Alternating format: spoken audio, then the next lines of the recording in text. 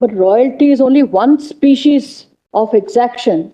So only royalty and Section 9A are considered under the Act. There could be variety of exactions. That does not mean... With great respect, when we talk of taxes on mineral rights, it's a narrower focus. Your ladyship is right. And we do not, unlike entry 97, the state doesn't have the competence to conjure up taxes. Parliament can conjure up taxes. As Justice Chandrachud's senior judgment in one case borrowed an expression which Justice Venkatachalaya was very fond of, ragabag laws. You can have some kind of a tax put in some way, the Madura something judgment, where there was an annuity added in the income tax law, and it was challenged saying this goes beyond entry 84. This court said, of course, it goes beyond 84, but so what? And they borrowed an English expression, ragabag laws. You can put anything in any law, as long as there's a law, and there's a charge, and there's a levy, and there's a collection. It's good enough. Doesn't matter what label you put on top of it. So the important point here is, state can't conjure up different exactions. That with regard to the scheme of exaction of royalty, there is a limitation by the central law on the state's power to exact royalty. Absolutely. Full stop. But it can't exact anything more. That is the point now. Because all the terms and conditions on which the state grants mineral rights are exhaustively enumerated in the Act. It cannot add a condition, it cannot remove a condition. And I'm going to show that. If it was just Parliament saying royalty will be so much, leaving it open, you could have said, all right, this is royalty. How about paying me some ground rent also? How about paying me some share also? No. That's why the third thing, what the Chief Justice said, the 5 points which I made, it exhaustively sets out the terms and conditions on which these rights are going to be made. So it doesn't leave it to the state to say, I can add something more. K doesn't stop at royalty. Form K, which is the lease deed, it says any other levies, fees, etc. Whatever is there, please collect. No problem. You can add to that word, is my point. All right, Mr. Salve, now I think we've really understood the heart of your submission. Now, what remains now? What would you like to... Not remain. I'll tell you what all I have to cover, so that your Lordship will know. I'll stick to my estimate. I'll finish it. I have the points which I have to cover. I want to now, my Lord, very quickly, because your Lordship have seen the sections, make this point good by showing the provisions and correlating them to this point that it exhaustively sets out the terms and conditions. I start by saying none of them, I'm not trying to be facetious, none of them have put it in this way. But at the end, they all say the same. And I'm going to come immediately to the next point on what is the meaning after this on tax on mineral rights. That's an independent argument. And it is going to be my submission that in the constitutional context, taxes to be levied. You cannot construe it literally, because one has to see the constitutional context and the legal framework on which this was passed. In the constitutional context, a tax on mineral rights is a tax which gives the state a share of the mineral produced. And if that is so, and royalty answers the description of a share of what is produced, then in that sense, a freeze on royalty by Section 9 operates as a limitation on your tax on mineral rights. So in that sense, royalty is akin to a tax. I'm not arguing royalty is a tax per se. That's wrong. I mean, at least my limited intellect doesn't allow me to envision how one can show royalty is a tax. But in the constitutional context, that's how I understand the entry 50 judgments. Entry 49 and 50. And that's a much simpler argument. Entry 49, I have two answers. When mineral rights are decoupled from land, you can't reach out to entry 49 to tax mineral rights. If I don't own something, you can't tax it. You'll also have to deal with the point that, well, they're taxing land and using mineral, the mineral as a measure of the tax. And there, my lord, fortunately for me, there is a very helpful recent judgment, which I would comment for your lordship's acceptance by a bench of 3 judges, where, my lord, for customs duty, first of all, what I call the RR engineering caveat, which came for the first time. This court said this measure can't be taken to a point where it becomes a substantive tax by itself. And then the Acer case, where this court, in the context of imposition of customs duty, said something which is non-dutiable cannot be added as a measure of duty. So if something is expressly exempt from tax, you can't add it on. Now I'm saying something else.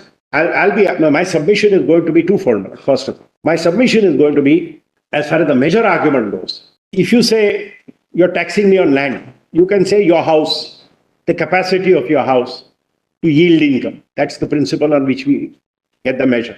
Or the capacity of your land to yield crop. Or the capacity of your land to do all these. But can you say the capacity of my neighbor's land? I don't own my neighbor's land. If I don't own the mineral, how can you say that the capacity of your land to yield mineral will be a tax on your land when I don't own the mineral? That's one answer to the measure point. The second and more important point which I want to argue, which has not been squarely addressed, is in the context of 48, 49, 50, entries never overlap in law. There may be factual overlap, but when land revenue, taxes on land and taxes on mineral rights were separately treated, is it not clear that taxes on land cannot include tax on mineral rights? These are the two Murthy arguments. These are the two broad areas which I have to cover. I'm not going to take too much time on in India Cement versus Kesoram, because if your lordships accept what I'm saying, it doesn't matter whether India Cement got it right or wrong, and if your lordships don't accept what I'm saying, it doesn't matter whether Kesoram got it right or wrong. So my first point, Section 4, the heading is enough.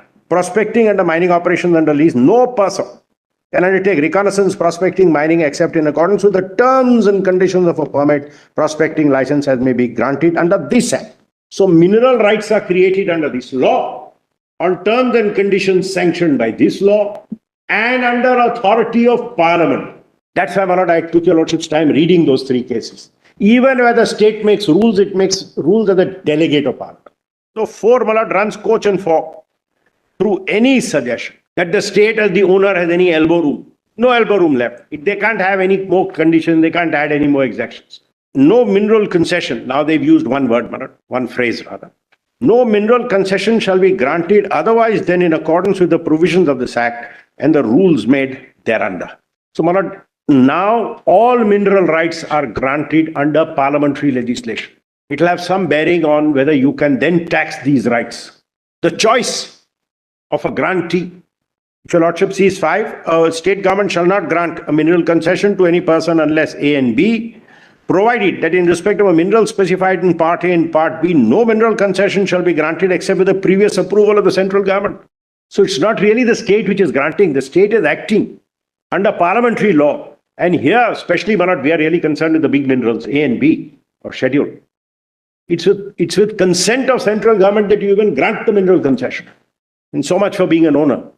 The only thing, therefore, apart from that, of real significance in the first schedule is, Malad, one understands why the federalization. The lordship just sees that for a minute, 982. Coal, lignite, atomic minerals. Malad, I'm sorry to digress. There's a case pending here, but I can give the facts. The state of Orissa, rich in coal, wanted to give a mining lease to a private company, a big private, which came and said, I will generate 500 megawatts of power. I'll give you half. I will set up an aluminum plant because you have bauxite, 10 million ton plant on which you will get GST plus excise, share of excise, and it will create 14,000 jobs between these two.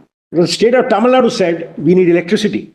We need the coal. Now, if the power of taxation is there, you can tax coal, the state with its mineral rights. What happens? This is the balancing between the competing resources.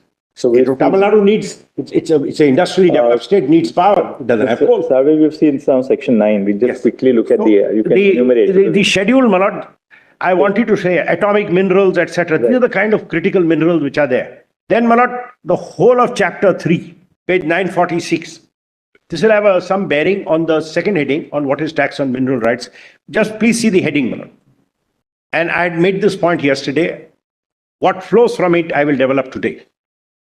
Procedure for obtaining mineral concession in respect of land in which minerals vest in the government. So you recognize, my Lord Justice Pardiwala was pleased to ask me, where did the royalty go? Of course, it goes to the state. Their ownership is not touched. But chapter 3 says, I will tell you the procedure by which you will create mineral rights in yours. All right. What is the next one? Then, my Lord, your Lordship had already seen 10B. Now there is one provision which I did not dwell on yesterday, so I'll just take 2 minutes on that. Chapter 5. Where does it begin? Page 967. Your Lordship knows, my Lord, earlier there was this controversy about reservation. And the High Court held as the owner, you can always say, I will not grant. When it came here, Your Lordship said, apart from owner, really the limitation lies in entry 59 of the old concession rule. But all that is now historical. Please see 967, section 17. And that's a little important. The provisions of this section shall apply in respect of land in which the minerals vest in the government of a state or any other person. But this cuts across both. Now, subsection 3 is very important. See the degree of detail they've gone to. That's all that you pay. You can't layer mineral rights tax. Tomorrow, central government may say, we will do this, and it will do it under an operating contract, say, by Coal India or by the National Mineral Development Corporation. Right. Which is the next provision. Can you tax that? You can't. So, although you're the owner, nothing remains, the husk of the title remains really. You can't, a state can't even say, my company will do it. It has to be with the approval of the central government. So, first of all, it's under parliamentary law you do it, and then you do it with the approval of the central government. Right. Then, my Lord, section 18, just, I've read it fully, my Lord, just to give your Lordship the page 969, which is the duty of the central government, etc. And 18.2d, my Lord, specifically talks of development of mineral resources in any area. I mean, of course, the power is very wide. My Lord, my friend wants me to show 18a, that's the government of India can authorize GSI to make investigations. 19 again says, any mineral concession granted, renewed, acquired in contravention of the provision of the Act or rules or order shall be void and of no effect. So, my Lord, 4 says these